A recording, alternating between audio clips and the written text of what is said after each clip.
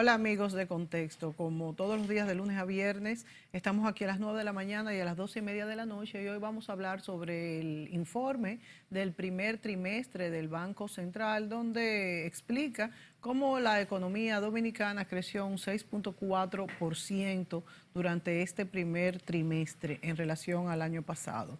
Vamos también a informarles sobre este nuevo acuerdo que tiene el Banco Central y el Minero, o sea, el Ministerio de Educación, sobre pues cómo difundir en el pensum de las escuelas cómo incluir las materias de economía y finanzas. Y esto realmente tiene una repercusión importante en nuestros jóvenes y en toda la comunidad educativa, en los profesores, en los alumnos y en las familias, para que así la población pueda manejar pues conceptos económicos que los estudiantes muchas veces no manejan de los liceos y escuelas públicas.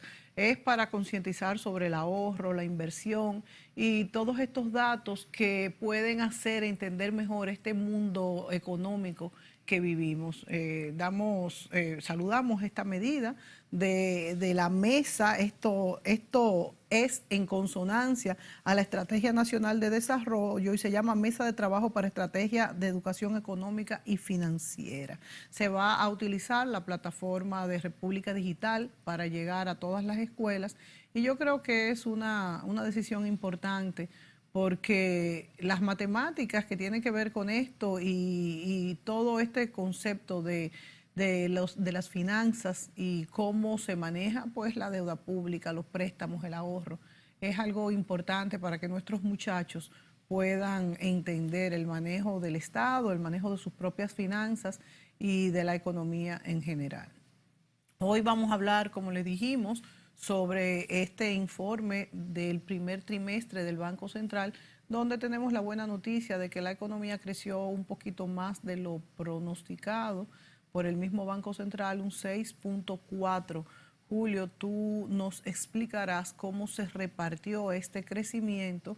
La inflación también fue baja, no tan baja, pero fue dentro del Menos del rango. 1%. Sí, dentro del rango, pero la La interanual, interanual, la interanual fue 3.6. 3.6, o sea, Eso es en muy baja. comparación, sí, y porque acuérdense que lo que se había estimado era 4, y puede ser, siempre se le da para como rango un punto por debajo o un punto por encima, y estuvimos por debajo, Sí, puede de ser manera 3 o puede ser 5. exactamente, y estuvimos en 3 Y la puntos media algo. de 4%. Sí. Lo importante del informe que presentó el gobernador del Banco Central, y que tenemos ahí un video donde se ilustra, diríamos, la primera parte de la introducción y de los primeros datos que da el propio gobernador, es que las medidas que se tomaron en agosto del año 2017, al comprobar que los dos primeros trimestres del año 2017 había habido una desaceleración pronunciada. No quería decir que estábamos en terreno negativo, sino que el ritmo de crecimiento había desacelerado mucho y podía entonces haber afectado aún más el resultado del 2017 y por lo tanto la actividad económica podría haberse visto impactada de forma negativa por un componente que sí controla el Banco Central y que es, diríamos, su función fundamental, que es el crédito a la economía en general y al sector privado en particular. Entonces, en ese momento se tomaron varias medidas, pero la más importante fue reducir un 2% en el encaje legal que tienen que tener los bancos. El encaje legal es como una reserva que los bancos están por obligación y por política monetaria obligados a depositar y no usar de los depósitos que reciben del público. Vamos a suponer que esa reserva del encaje legal sea un 10%, eso quiere decir que de cada 100 pesos que ellos reciben, ellos tienen que dejar 10 pesos en el Banco Central, inamovibles, el Banco Central le da una remuneración pequeña, Representativa. pequeña, es una remuneración de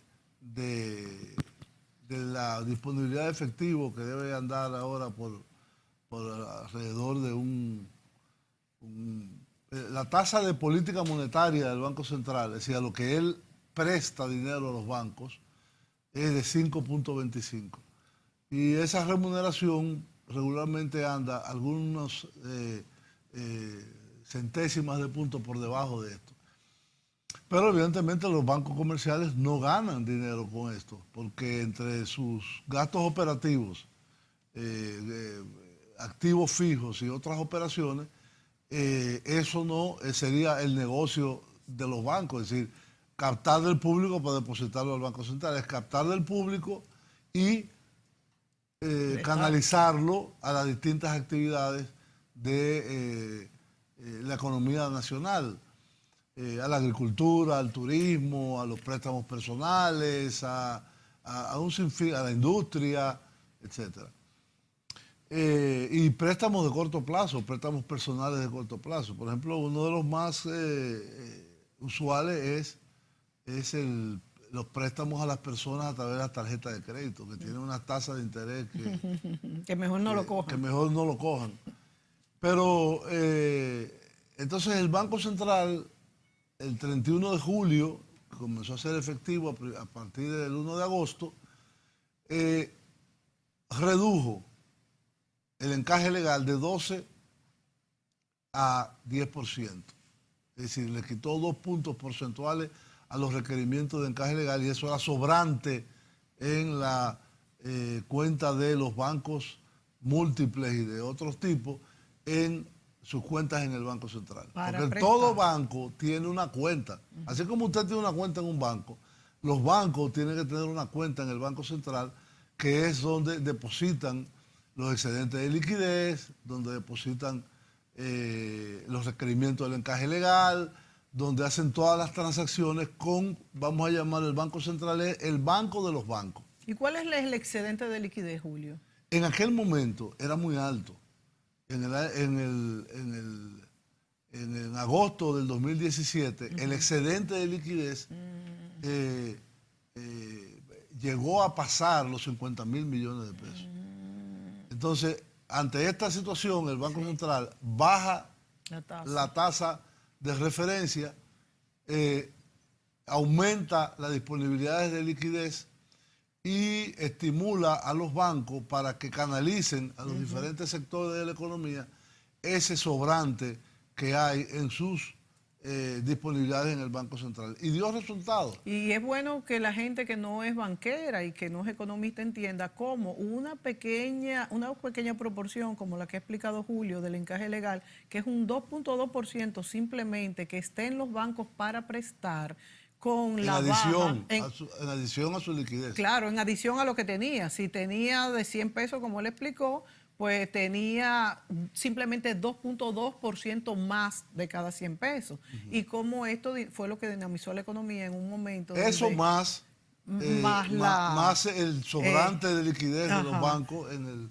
el Banco Central, sí, y las medidas... La tasa de política monetaria, ¿verdad? No, el sobrante de liquidez es, si tú tienes que tener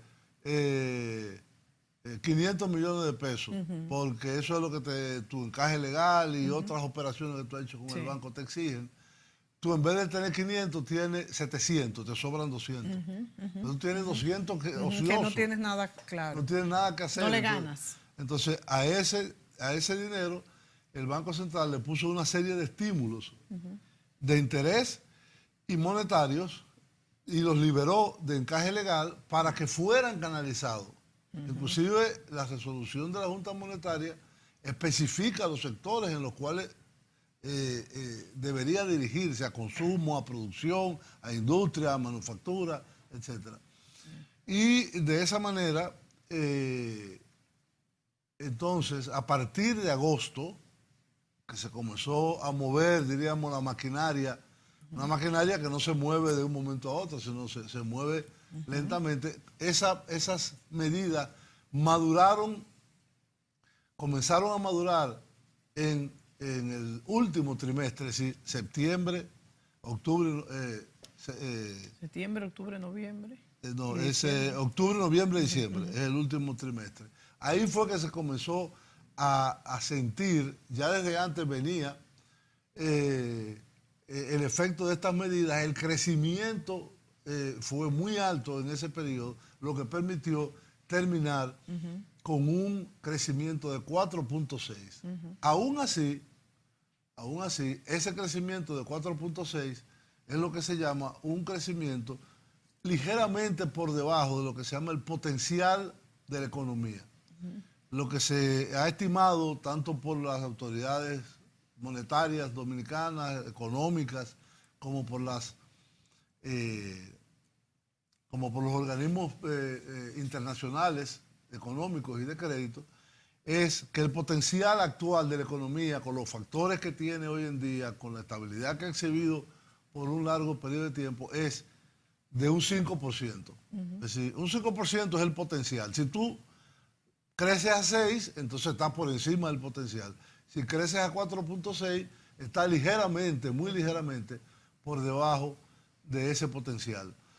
Lo que quiere decir que hemos crecido por encima del potencial en este primer trimestre. En este primer trimestre, pero en el año 2017, que fue 4.6, si uno lo compara con el 2016, que fue 6.6 el resultado, Sí. vemos que hubo bajó. una desaceleración o ralentización. Pero evidentemente esa ralentización no fue tan impactante que, diríamos, descarriló la economía.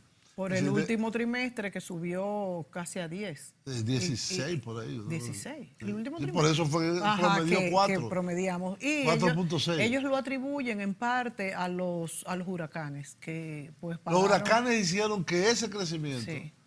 de 4.6 se viera afectado en un punto porcentual del PIB. Es decir, si no hubiera habido los huracanes, si se le quita el efecto de los huracanes, la destrucción, por ejemplo, en el sector agropecuario, cómo afectó a algunos hoteles, etcétera, eso disminuyó en un 1%. Es decir, que hubiéramos, si no, crecido a un 5.6. Claro. Tenemos que ir a una pausa y volvemos enseguida.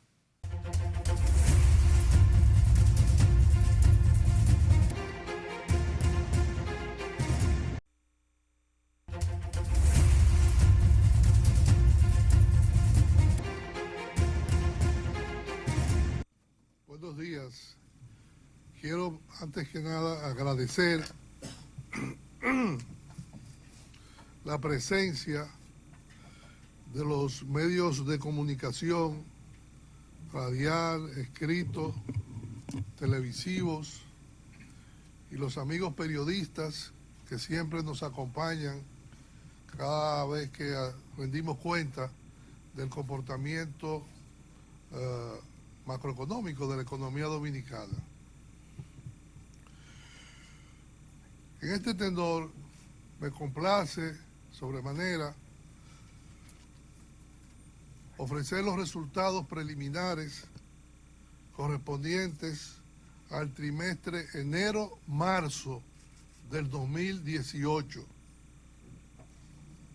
Puedo adelantarle que fue mejor de lo esperado. En efecto, quisiera compartir con ustedes, como lo hemos hecho aquí en el Banco Central, todos los técnicos, las cifras, como señalé, aún preliminares, del comportamiento de la economía dominicana, que registró un crecimiento de 6,4%. Yo diría que un robusto crecimiento de 6,4%. Y conservando nuestra economía el impulso de las medidas de flexibilización monetaria implementadas a partir del 1 de agosto del 2017 pasado, lo cual ha contribuido a dinamizar las actividades económicas y la demanda interna, que era lo que perseguíamos, es decir, el consumo y la inversión. De igual manera, en ejercicios que hemos realizado, la tendencia ciclo al cierre de marzo del 2018,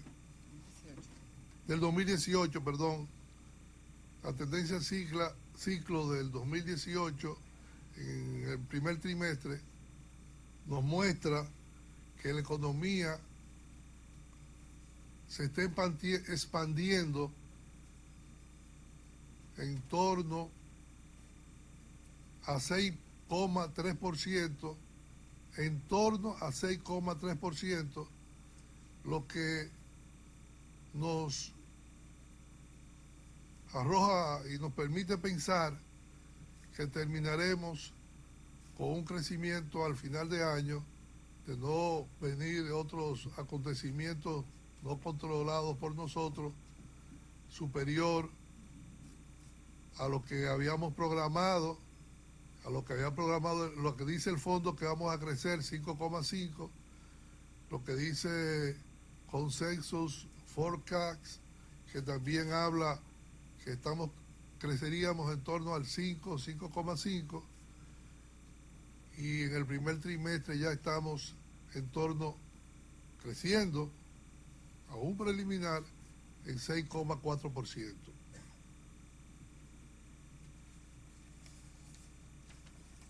Esto quiere decir que los resultados han sido altamente positivos. Si vemos el gráfico que le vamos a entregar, observaremos que el sector agropecuario en el trimestre creció 6,1%, que la explotación de minas y canteras en este trimestre creció 4,2%, la manufactura local creció 6,9%, y es cónsono con lo que señaló, creo que la Asociación de Industria de la República Dominicana y los empresarios, de que habían hecho una encuesta para medir la situación del sector manufacturero, y a nosotros nos está dando 6,9%. Construcción, 9,3%, y servicios, 5,3%. Otros sectores que han tenido un crecimiento muy favorable es comercio, en el trimestre, 6,0%,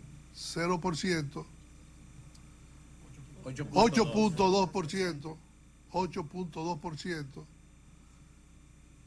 energía y agua, 6,0%, hoteles, bares y restaurantes,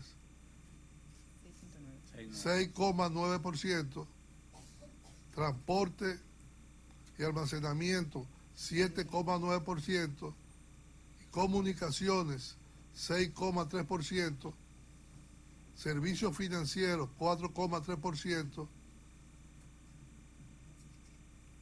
y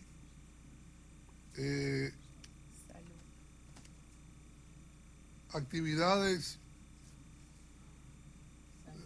de salud, 7,5%.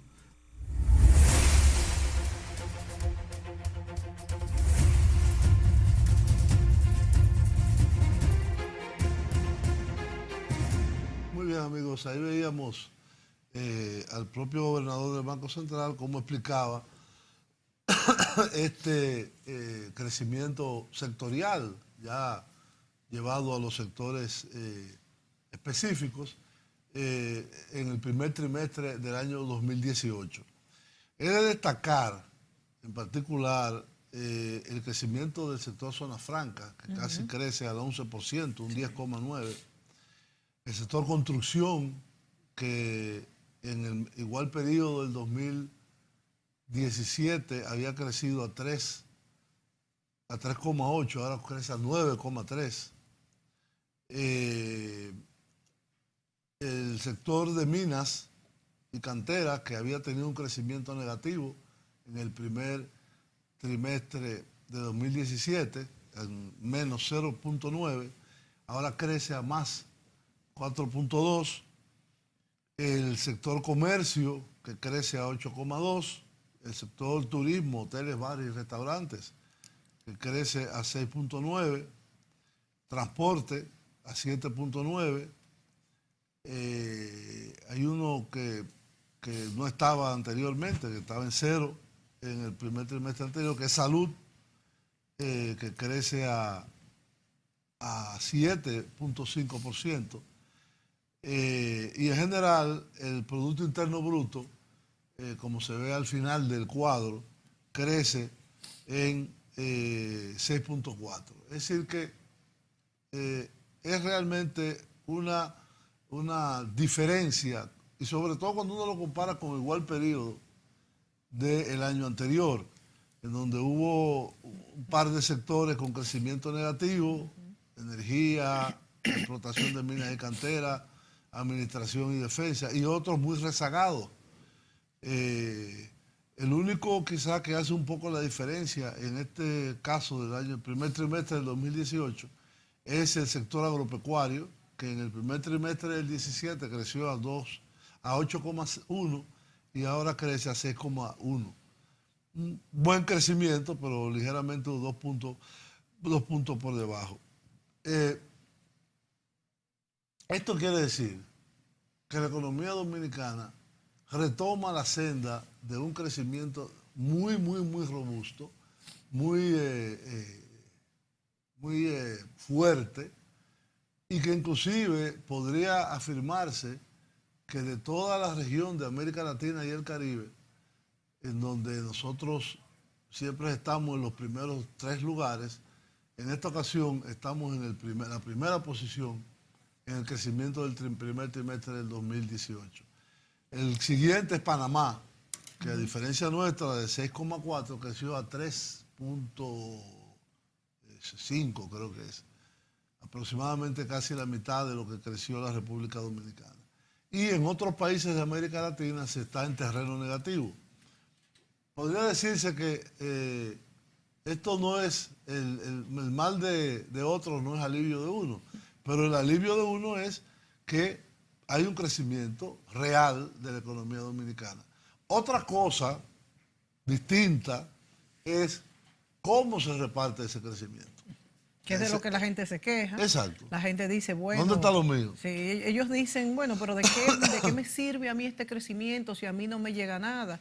Hablamos muchas veces en este programa de la redistribución de las riquezas, de la creación de empleos, pero hay que concientizar a la población de que si no le ha llegado, pues mucho menos le llegaría si no creciéramos. Hay sectores que se reflejan más que otros, como es la construcción, por ejemplo, como es el turismo, como es el mismo comercio, aunque mucho del crecimiento de este comercio tiene que ver con importaciones y esto afecta de manera negativa a nuestra balanza de pagos, pero es indudable que el comercio, o sea, una sociedad económica activa, pues tiene que crecer en cuanto al comercio.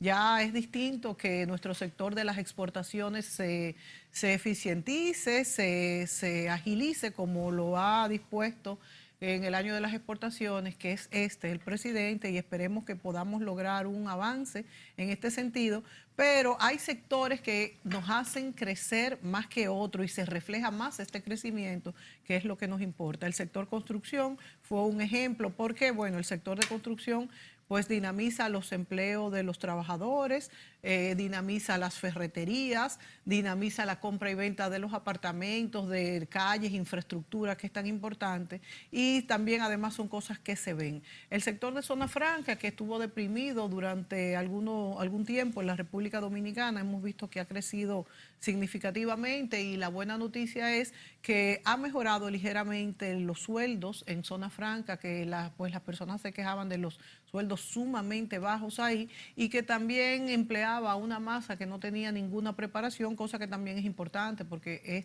esta masa tiene que tener pues un lugar donde trabajar, pero también está empleando, aunque en menor grado, pues personas ya más especializadas, porque nuestras zonas francas se han movido un poquitito hacia sectores más especializados. Vamos a una pausa y volvemos a ver cómo se ha comportado el sector externo de la economía dominicana.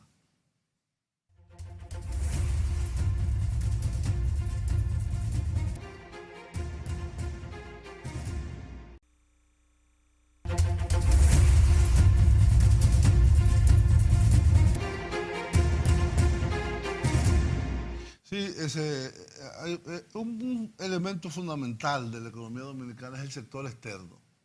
Cuando hablamos del sector externo, hablamos de cómo se relacionó la economía dominicana con el mundo, tanto en ingresos de divisas, en exportaciones, en pagos al exterior, etcétera, etcétera.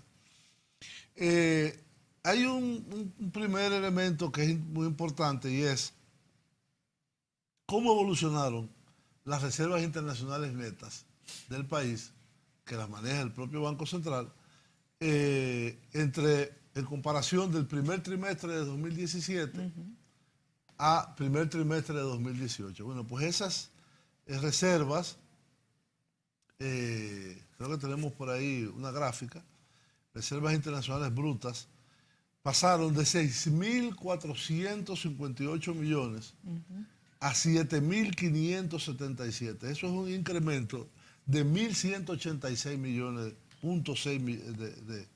de dólares. Realmente algo, yo que trabajé muchos años en el Banco Central, yo llegué a ver las reservas en negativo.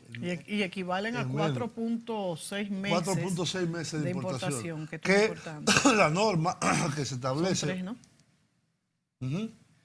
La norma que dice el mínimo de reservas internacionales netas para mantener la estabilidad que dice la ley monetaria es de 3 meses de importación. Julio, ¿cómo se han utilizado históricamente estas reservas internacionales para el fortalecimiento de la economía en nuestro país? ¿Cuál es la función específica de las reservas, la inyección de dólares en la economía? ¿Cuál es históricamente el uso de esto? Bueno, hasta el año 1985, el país tenía, y después se restableció por un periodo, y bueno, pero toda la última fase del siglo XX, el país tuvo un sistema cambiario que se llamó un sistema de control de cambios. Sí, sí. Que quiere decir que el gobierno, es decir, el Estado, a través del Banco Central o de otro ente, en otros países a veces otro ente, como en el caso de Venezuela,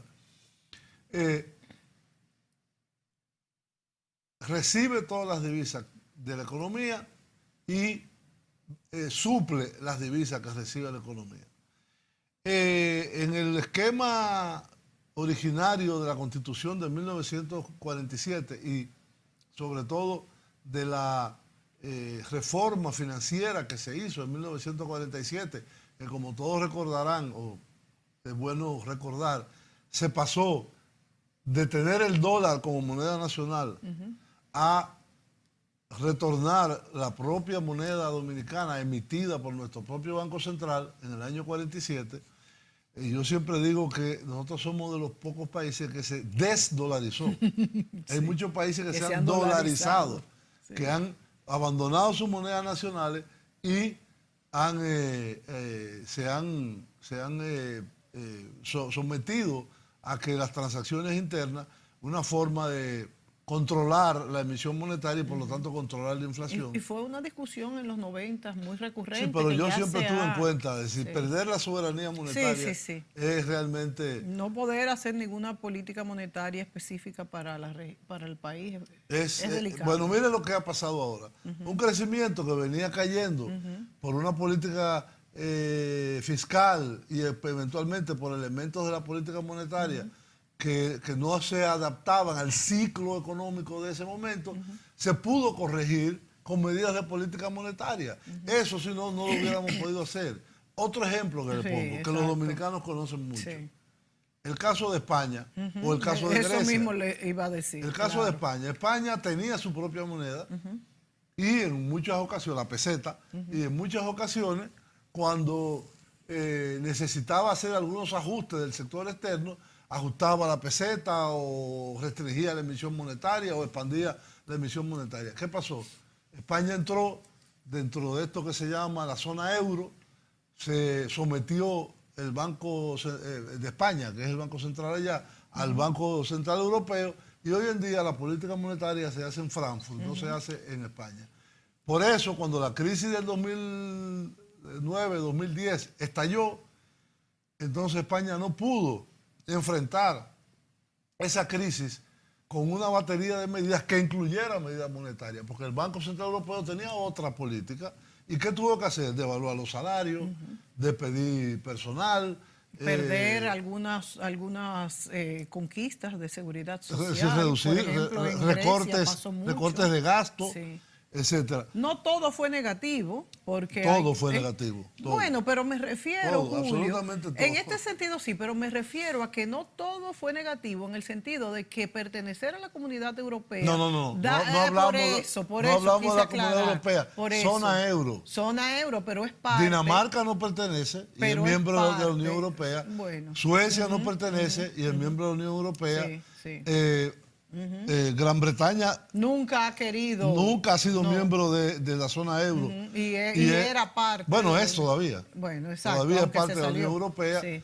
Y los países del este, los que se incorporaron más tardíamente, como Polonia, como Hungría, como la República Checa, Eslovaquia, etcétera, no son han parte del adoptado euro. el No euro. son parte del euro. Pero entonces tú El dirías, otro- Julio, el otro caso que yo quería poner, por ejemplo, como El de ejemplo, Grecia. es el tsunami social que ha significado Sí. para Grecia Sí, sí. la crisis financiera, que no ha podido enfrentarla con una simple devaluación monetaria. Sí. ¿Por qué? Porque el Banco Central, al contrario, lo que hace el euro es que se sube, sobrevalúa, se revaloriza. sobrevalúa y Ok, pero sobrevalúa. entonces la pregunta obligada es, ¿tú consideras que todo es negativo para estas economías que quedaron rezagadas? No, para Alemania no. No, te estoy diciendo, para estas economías que han quedado La de rezagadas. Europa del Sur sí.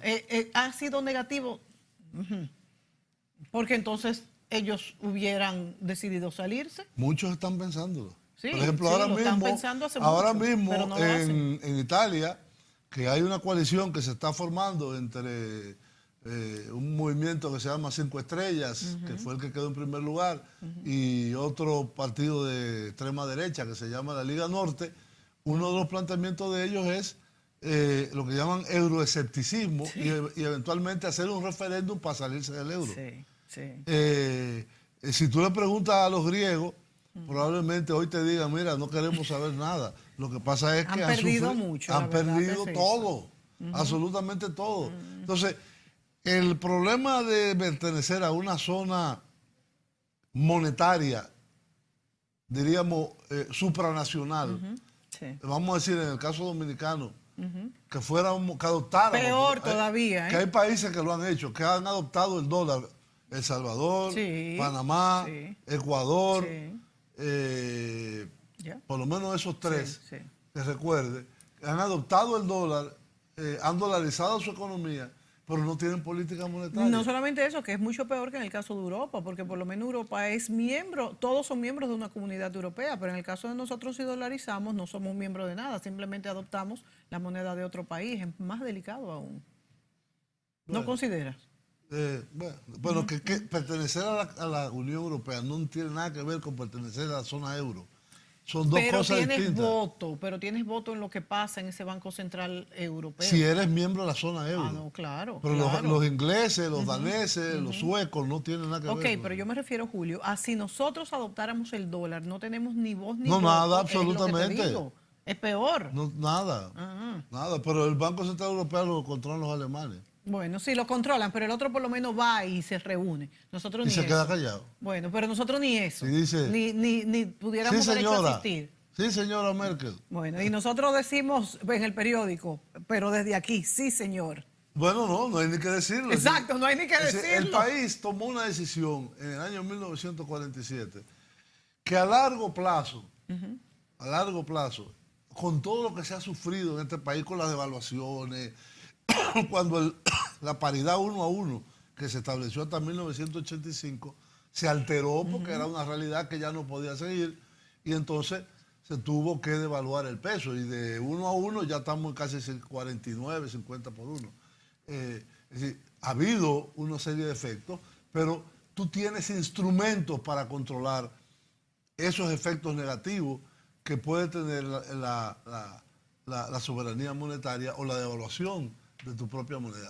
Sin embargo, Julio, y antes de irnos a la pausa, esto lo decimos también porque hemos tenido una política devaluatoria últimamente relativamente controlada, pero en aquella época, por ejemplo, de la crisis de los bancos y cuando ha habido una devaluación acelerada, se ha hablado mucho de una dolarización que como hemos explicado no es que convenga, pero cuando hay un descontrol total de la política monetaria, a veces no quedan muchas alternativas ante pues perder el valor de los salarios. Eso sería como decir, Sí. como hemos tenido un presidente muy malo, vamos a disolver la República. Totalmente de acuerdo, es verdad, es verdad, es verdad. O sea, es descalificarnos totalmente, no somos capaces de hacer nada, vamos a anexionarnos a otro país, es más o menos lo mismo. Vámonos a la pausa. Seguimos en el próximo segmento.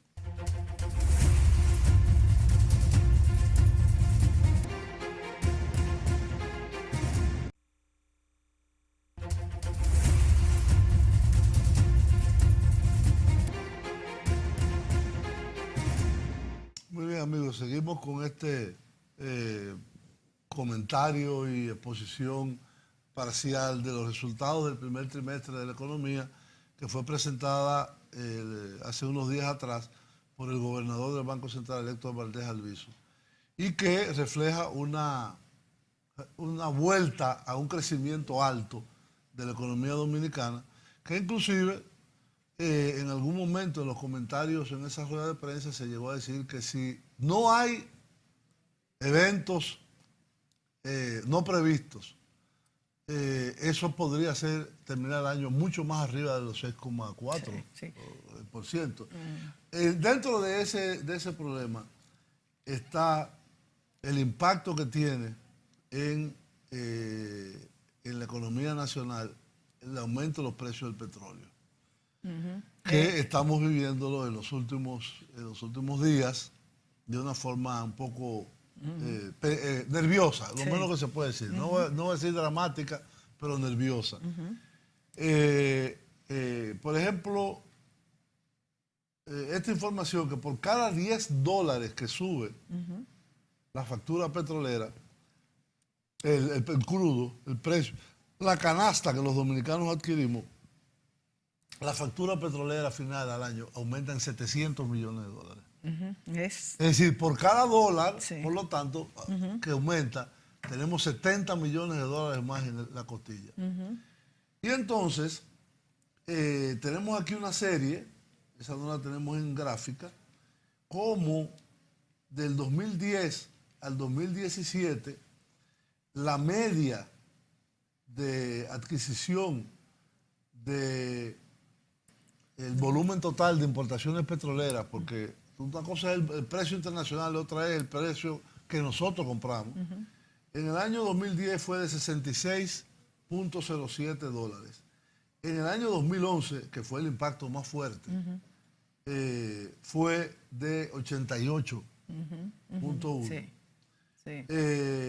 En el año 2012 fue de 84.87.